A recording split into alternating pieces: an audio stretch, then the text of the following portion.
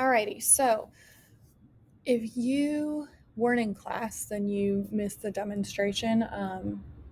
So I'm just going to kind of tell you what it is. So remember how we talked about that big B, right, means area of the base. That big B means area of the base. So again, the area of the base, we're dealing with circles, right? So when you're dealing with circles, it says it right here, it's pi r squared. And remember we talked about last time that the radius, right, goes from the middle to the side. And if you are given all the way across, that's called the diameter. And the diameter divided by 2 equals your radius. Your diameter divided by 2 equals your radius. Okay? So if we look at what we have down here as our first example, we have two examples. One's finding the height and one's finding the actual volume.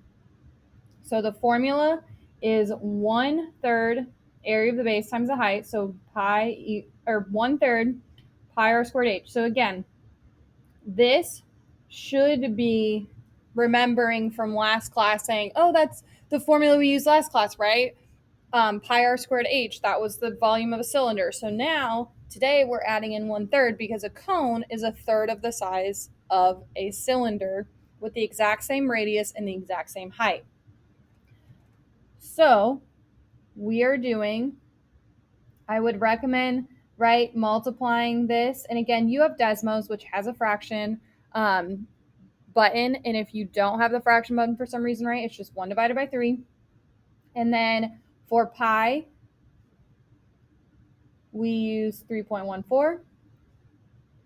The radius here, well, that's the diameter. So we take that and divide it by 2, and we get our radius. And then our height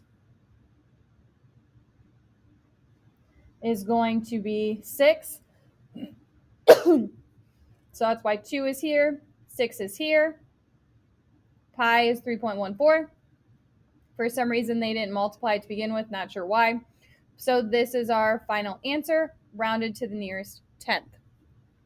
So keeping that in mind, right, if we do the flip of this, the volume is given, it's 956. Pi doesn't change, 3.14. Radius is 9. And our height is we don't know. So here's our formula. They plugged in 956, 1/3. Pi is 3.14. We have 9 for the radius. We don't know the height. We have that. So all they did was they divided by 27 pi here, divided by 27 pi here. I think they actually used the pi button. That's probably why they didn't give us a number. And when they did that, they got that as the answer. Okay? So again, that's just kind of what we're doing today. Now let's do some examples of our own.